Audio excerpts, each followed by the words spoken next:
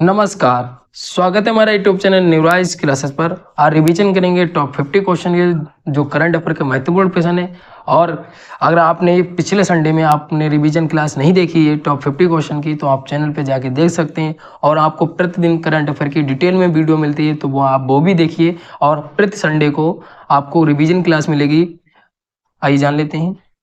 4 जनवरी 2024 को किस देश ने अपनी आज़ादी की 76वीं वर्षगांठ मनाई? तो इसका जो राइट आंसर है वो आंसर नंबर 2 सही होगा, म्यांमार। इसी दिन म्यांमार ने लगभग 9,000 से अधिक लोगों को रिहा किया। अगला प्रश्न, भूमि कन्वेंशन सेंटर कहाँ स्थित है? तो इसका जो राइट आंसर है वो आंसर नंबर 1 सही होगा, नई दिल्ली।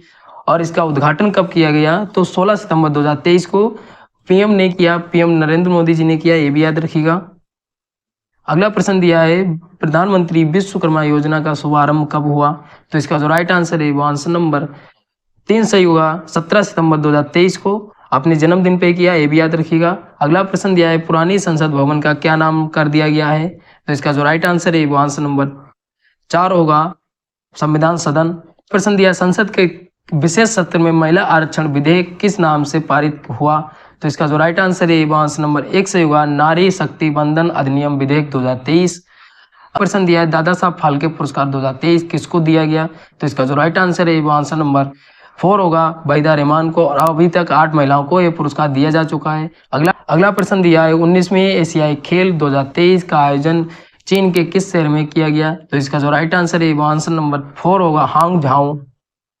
अगला प्रश्न दिया है, इजराइल फिलिस्तीन युद्ध में फंसे भारतीयों को इजराइल से वापस लाने के लिए कौन सा ऑपरेशन चलाया गया? तो इसका जो राइट आंसर है वो आंसर नंबर 3 सही होगा, ऑपरेशन अजय। अगला प्रश्न दिया, 19वें एशियाई खेलों 2023 में भारतीय खिलाड़ियों ने कितनी स्पर्धाओं में कुल कितने मेडल जीते? तो इसका जो राइट आंसर है वो आंसर नंबर 1 सही होगा, 22 स्पर्धाओं में 107 मेडल जीते। अगला प्रश्न दिया है, 20वें एशियाई खेल कहाँ आयोजित होंगे?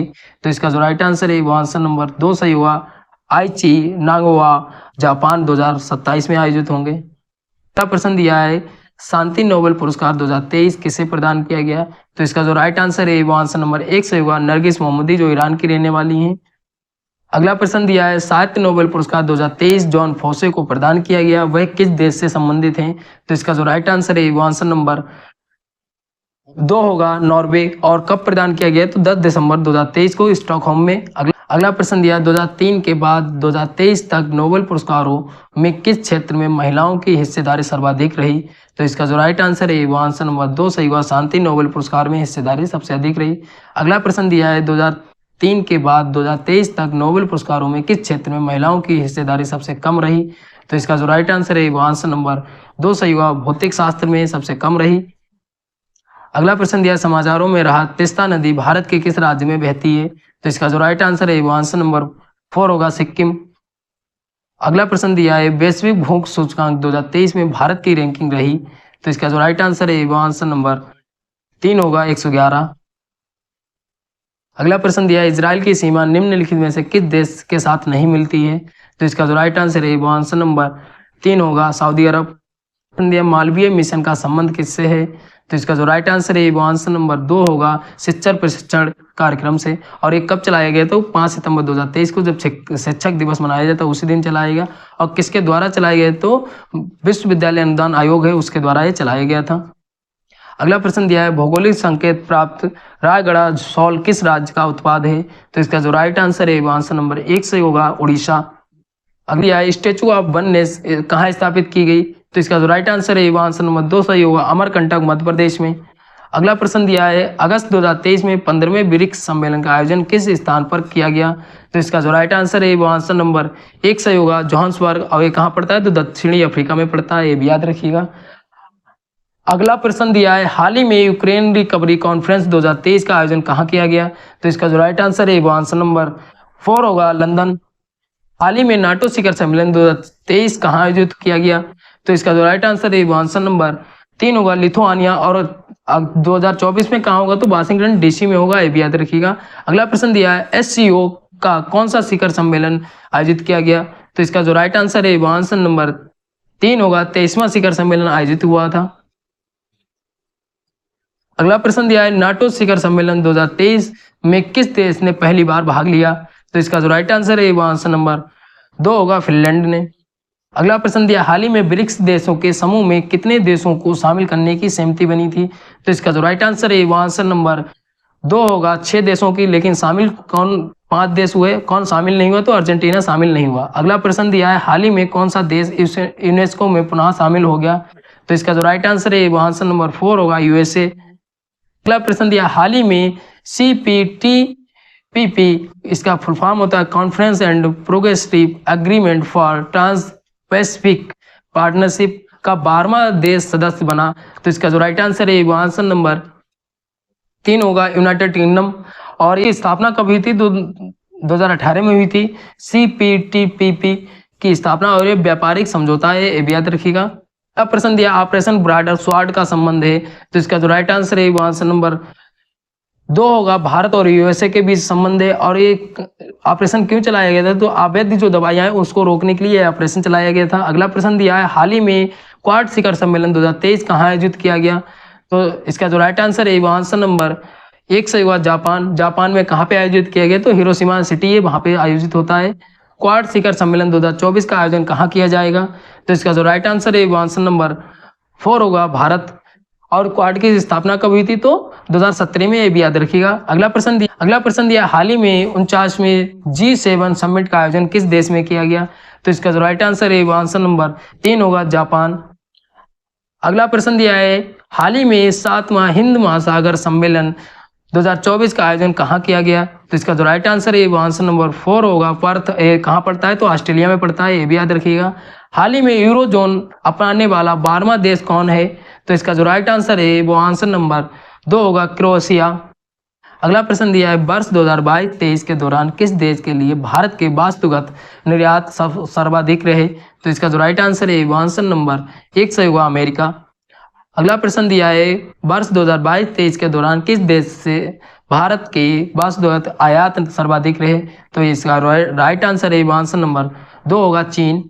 दिया, निम्नलिखित में से किस मूल्य की करेंसी नोट भारत में अभी वैध मुद्रा है?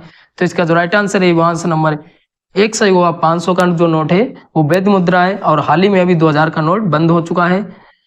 अगला प्रश्न दिया है, अंतर्राष्ट्रीय मुद्रा कोष विश्व बैंक समूह की वार्षिक बैठक अक्टूबर 2023 में किस शहर में संपन्न हुई? तो इसका जो राइट आंसर है वो आंसर नंबर 4 होगा, मराकेश। अगला प्रश्न दिया है, वर्ष 2024-25 में विपणन के लिए रबी उपज के न्यूनतम समर्थन मूल्य में सबसे कम वृद्धि की गई। तो इसका जो राइट आंसर है वो आंसर नंबर 3 होगा, चना में। अगला प्रश्न दिया है, वर्ष 2024-25 के लिए विपणन के लिए गेहूं का न्यूनतम समर्थन मूल्य कितने प्रति कुंटल निर्धारित किया गया? तो इसका जो राइट आंसर है वो आंसर नंबर 1 से होगा, 2275। प्रश्न दिया है, वर्ष 2024-25 में विपणन के लिए रबी उपजों के न्यूनतम समर्थन मूल्यों में सबसे ज्यादा वृद्धि किस उपज के लिए की गई? तो इसका जो राइट आंसर है वो आंसर नंबर 2 होगा, मसूर। अगला प्रश्न दिया है, भारत का 54वां राष्ट्रीय फिल्म महोत्सव नवंबर 2023 में कहाँ आयोजित हुआ? तो इसका जो राइट आंसर है वो आंसर नंबर 2 सही हुआ, गोवा। अगला प्रश्न दिया, अर्थशास्त्र नोबेल पुरस्कार 2023 किसे प्रदान किया गया? तो इसका जो राइट आंसर है वो आंसर नंबर 1 सही होगा, क्लाउडिया गोल्डिन को प्रदान किया गया। 10 दिसंबर 2023 को प्रदान किया गया, स्टॉकहोम में, ये भी याद रखिएगा। और ये तीसरी महिला है अर्थशास्त्र नोबेल पुरस्कार पाने वाली, ये भी याद रखिएगा। अगला प्रश्न दिया है, उत्पादों की प्रदर्शनी भारत मोबिलिटी ग्लोबल एक्सपो 2023 का आयोजन कहाँ किया गया? तो इसका जो राइट आंसर है वो आंसर नंबर 1 सही होगा, नई दिल्ली। अगला प्रश्न दिया है, राष्ट्रीय जनजाति महोत्सव 2023 जिसे आदि महोत्सव भी कहा जाता है का आयोजन भारत के किस शहर में किया गया? तो इसका जो राइट आंसर है वो आंसर नंबर 2 सही होगा, नई दिल्ली। और इसका उद्घाटन जो किया राष्ट्रपति द्रौपदी मुर्मू ने किया, ये भी याद रखिएगा। अगला प्रश्न दिया है, गौड़ीय मिशन के संस्थापक श्री प्रभुपाद की 150वीं जयंती पर स्मृति उत्सव का आयोजन किस मंत्रालय द्वारा किया गया? तो इसका जो राइट आंसर है वो आंसर नंबर 3 होगा, संस्कृति मंत्रालय द्वारा। अगला प्रश्न दिया, सबसे बड़े वैश्विक कपड़ा कार्यक्रम का आयोजन किस देश में किया गया? तो इसका जो राइट आंसर है वो आंसर नंबर 1 सही होगा, भारत में। और भारत में कहाँ पे किया गया? तो नई दिल्ली में किया गया। कब से कब तक किया गया? तो 26 से 29 फरवरी 2024 तक किया गया, ये भी याद रखिएगा। अगला प्रश्न दिया है, 37वां सूरज कुंड अंतर्राष्ट्रीय हस्तशिल्प मेला भारत के किस राज्य में आयोजित किया गया? तो इसका जो राइट आंसर है वो आंसर नंबर 3 होगा, हरियाणा। अगला प्रश्न दिया है, नई दिल्ली विश्व पुस्तक मेला 2024 का उद्घाटन किसने किया? तो इसका जो राइट आंसर है वो आंसर नंबर 4 होगा केंद्रीय शिक्षा मंत्री श्री धर्मेंद्र प्रधान ने किया, ये भी याद रखिएगा। दिया पीवी नरसिम्हा राव को भारत रत्न देने की घोषणा कब की गई, तो इसका जो राइट आंसर है वो आंसर नंबर 3 होगा 9 फरवरी 2024 को। और 5 लोगों को 2024 में भारत रत्न दिया गया, ये भी याद रखिएगा। कौन? कर्पूरी ठाकुर जी को, लाल कृष्ण आडवाणी जी को और चौधरी चरण सिंह को, पीवी नरसिम्हा राव, MS स्वामीनाथन, इन 5 लोगों को भारत रत्न दिया गया। और जो लाल कृष्ण आडवाणी जी हैं उनको उनके आवास पे ही भारत रत्न द्रौपदी मुर्मू ने दिया, ये भी याद रखिएगा। यह टॉप 50 रिवीजन क्लास थी। और आप अगर डिटेल में देखना चाहते तो पहले से चैनल पे अपलोड है, वहाँ से देख सकते हैं। ये रिवीजन क्लास थी और प्रति संडे को आपको रिवीजन क्लास मिलेगी, ये भी याद रखिएगा। आशा करते हैं आपको वीडियो अच्छी लगी होगी। अच्छी लगी तो लाइक शेयर कमेंट करिए। अगर कोई डाउट बचता है तो आप कमेंट करके पूछ सकते हैं। धन्यवाद।